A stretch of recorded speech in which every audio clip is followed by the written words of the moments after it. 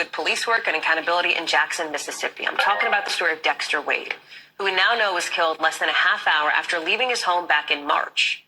But his family only found that out this month. Wade was struck and killed by a Jackson police car, apparently, as he tried to cross a highway nearby.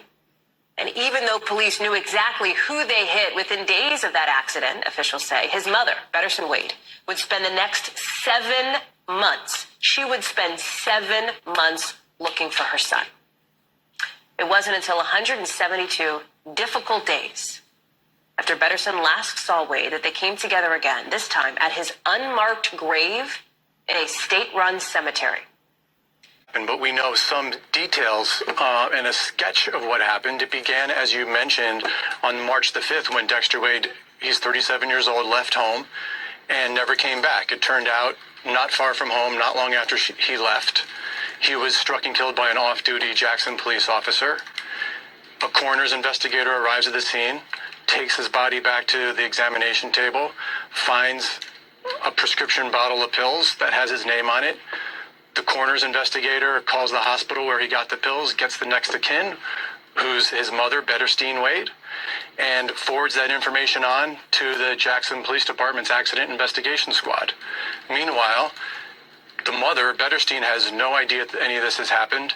On the 14th of March, reports him missing to the missing persons unit, and for months is checking for updates and searching for him and gets no answers.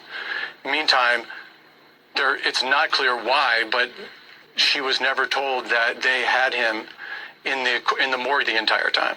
So ultimately, someone figured it out within the Jackson Police Department and let her know, and that's when she realized that while she was looking for him, they had assumed in the coroner's office that he was unclaimed and arranged for him to be buried in a pauper's field.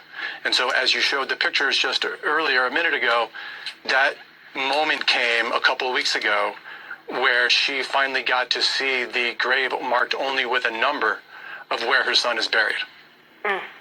I know, John, that you and the team pieced this together from interviews with his family, the coroner's investigator, court records, documents provided in response to your request, a crash report, incident reports, other documents, office records. I mean, so much of this. It took a lot of putting some puzzle pieces here just to get, I think, some sense of what happened. And yet through it all, as of tonight, have you gotten any response from the police department itself? None. As soon as just before leaving to come talk to you, I was reaching out to the city. They're preparing some sort of response, but I'm not sure that they fully comprehend of how this mistake was made. We have notes, internal notes and documents that show what they knew. It's just not clear yet about why it was shared. What does accountability look like for this family? Just quickly, John, what does that look like? I think for Betterstein Wade, the mother, is just somebody to acknowledge that there was a mistake. She can accept if an accident was made, but just an acknowledgement and an apology. Okay. She just wants to be heard. Man, we back with another crazy story out of Jackson, Mississippi, about this man being hit by a police cruiser, then buried in a field owned by the city months later after he sat in the coroner's office for a whole month and some change. Nobody notified his family about nothing. His mom put a missing person report out, days after he was missing. And I'm talking about this all happened in March, earlier this year. Then here you go, on the back end of the year, the mother just finding out what all happened and everything, what went down. I understand it's a grown man, so the mama pretty much probably wasn't really worried to a certain extent. But at the end of the day, if you seeing your son every day and you talk to him, or your family members, you talk to him on the regular, you know what's going on. But it seemed like to me, everybody in the city on the force, including the mayor, trying to cover everything up. Because this don't make no sense that somebody get killed by the police the one that's supposed to fight and protect for the citizens, try to cover up a murder, pretty much. This is uncalled for. Then left him with a number. Come on now. That's crazy. It seemed like they halfway try to cover it up. You know, try to get away with it and then trying to clean it up a little bit with, you know, notifying the family 5 to 6 months later, you know, saying, well, at least we did notify you.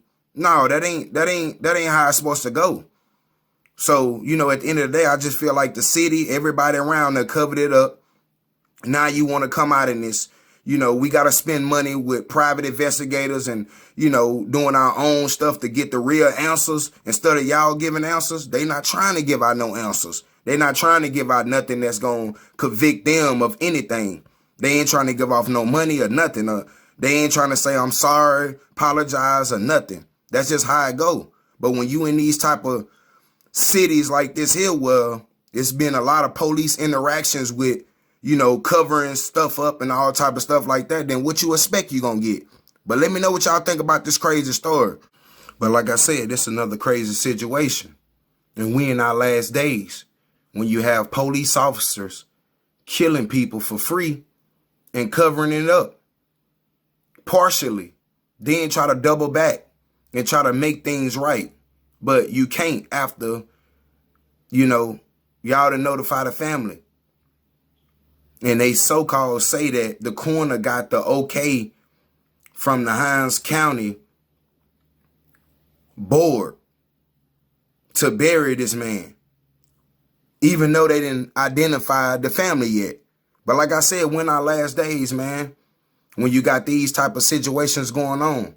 But let me know what y'all think about this crazy story. We're in our last days. We out.